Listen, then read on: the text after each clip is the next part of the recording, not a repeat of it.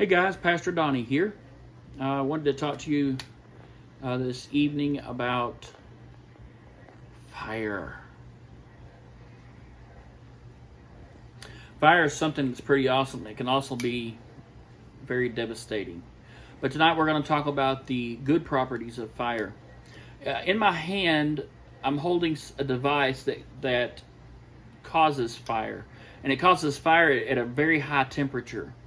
This is called a propane torch, liquid propane. If you use that, it's called LP.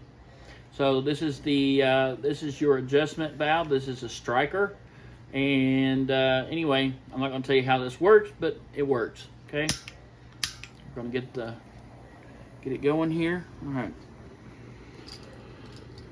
So I have a bowl. I have a spoon. All right. This is how the spoon is supposed to look.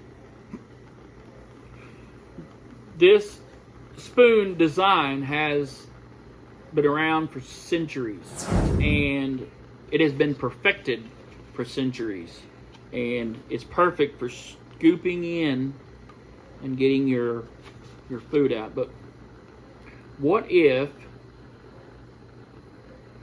we were to apply a little heat to it? Just the right spot. Ooh, it broke. Let's see if we can do this without it breaking. Let's see if we can manipulate it here.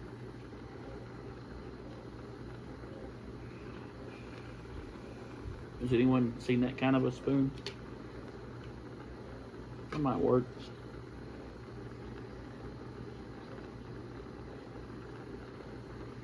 If I get it too close to the flame, it will actually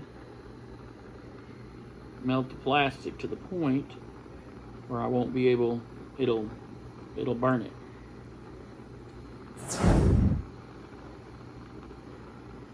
Alright. See if we can manipulate it here.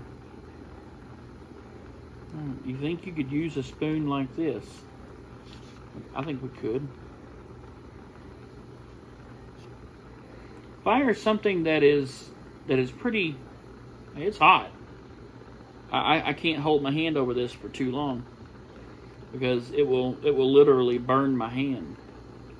So here, but we see something amazing here. We can see that this spoon, which here's the design of the spoon, we can manipulate it with fire. And cause it to be molded into a shape that we want, right? Isn't that awesome? Isn't that awesome how we can mold? Look how pliable that is. Look at that. Give it a little cold air here.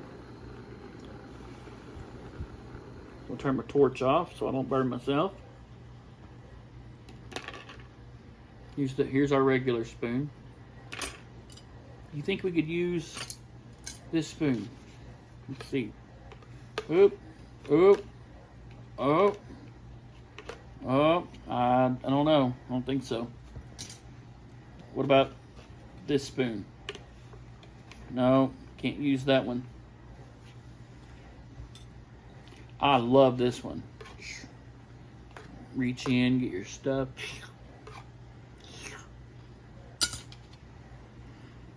Can we use this one? Kind of weird, but I guess we could. Let me read you a Bible verse.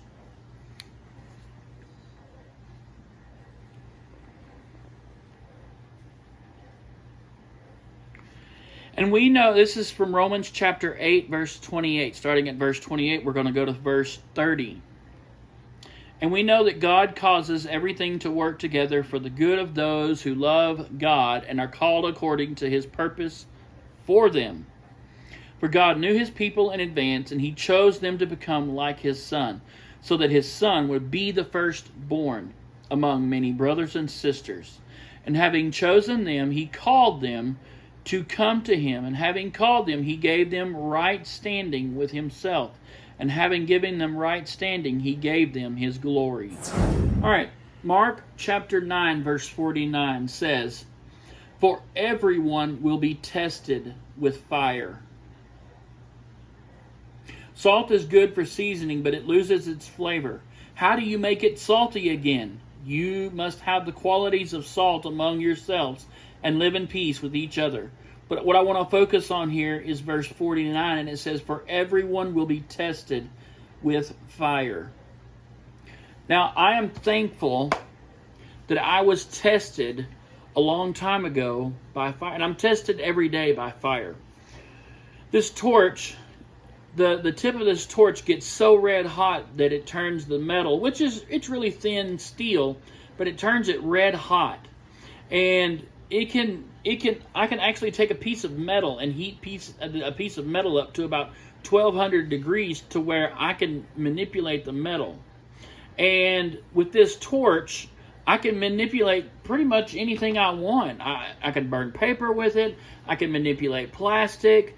I can manipulate metal. And fire is an amazing thing because what it does is it allows all the bad stuff to be burned off. Now, when we're refining gold, gold is refined at a high temperature as well, just like any metal, just not as hot as steel. And gold has impurities called dross, D-R-O-S-S, dross. And when they make gold, they take a spatula-looking thing, or it looks kind of like a hoe, but it's this long rod that has this metal plate that comes down, and they pull the dross across the surface and off of the gold, and they get all the impurities out to make it pure. We are pure because God refines us with fire, and he tests us with fire.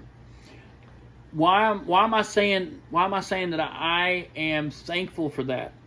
And the reason that I'm saying that is because I have learned lessons because of being refined by fire. And I'm thankful for this holiday that we're going to have tomorrow.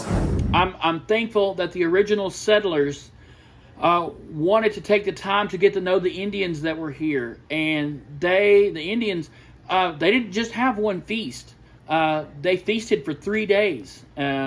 History tells us that the Indians didn't just do it one day. It was for 3 days they feasted. They had a party for 3 days, and the Indians welcomed us. So why am I telling you all this? Why am I saying that we are purified, or we are tested, or we are refined by fire? And the reason is God allows the heat to be applied to us in order to scrape off all the impurities. These spoons can be manipulated in such an easy way because they're made of material that is easily meltable, and need to be able to be refined by fire. I want to wish you a happy Thanksgiving. I want to say that you are awesome. I love being a part of your life, and I'm glad that you're a part of mine, even though we're not able to see each other tonight.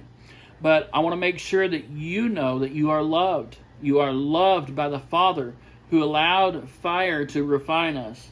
And he didn't do it to make us mad. He didn't do it to hurt us. He didn't do it to be a bully. Because Jeremiah says, "For I know the plans I have for you, says the Lord, plans to prosper you and to give you a better life." So God did not design your life in order to cause you to have bad things happen. That is not what God is about. But God does allow things to happen to us to test us and to make sure that heaven is right for us. Listen, heaven has there is a entrance exam to heaven. It's called life here on earth. And if we fail at this, we're not going to get to see heaven. We're not going to get to see the reward in heaven. So our goal, our purpose is here on earth is to tell others about God. And our reward for that is heaven. Our reward for that is seeing Jesus face to face. Our reward for that is seeing God. My reward is seeing you guys come to know Christ. That's what my reward is. My reward is seeing you, the answers click and the Bible verses click in your mind. That's my reward. My reward is seeing you understand what Jesus did for you. And I am so thankful that you're a part of my life. So we're going to do this. We're going to flip-flop this. So we're going to have the lesson. And then here's your homework. I want you tomorrow to say thank you to 10 people. Oh, Pastor Donnie, that's so hard. Here's your homework. Say thank you to 10 people. And I don't want you to just go, thank you. Tell them, say thank you for something they did. It could be, Mom, thanks for fixing Thanksgiving lunch, or thanks for waking me up this morning, or thanks for being my mom or my dad or grandma or whatever. Thanks for buying me that fishing pole. Thanks for combing my hair when I was a baby. It doesn't matter. Whatever you want to do, but I want you to say thank you to 10 people. Now, if you say thank you to 10 people, and there's about 13 of us, that's 130 people that we're going to say thank you to tomorrow. Isn't that awesome? How one gesture can span 130 people. And if there's more of you watching than just 13, then imagine the possibilities. And if those people said thank you to 10 other people, wow, the possibility is endless.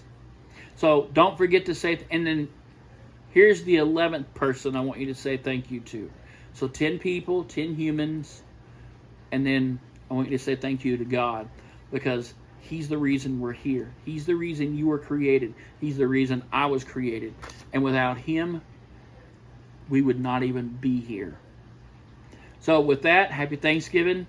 I will see you when we're out of quarantine, but I'll see you next Wednesday. If we're still quarantined, you'll see me on a video. And here comes some songs. Love you guys. Bye.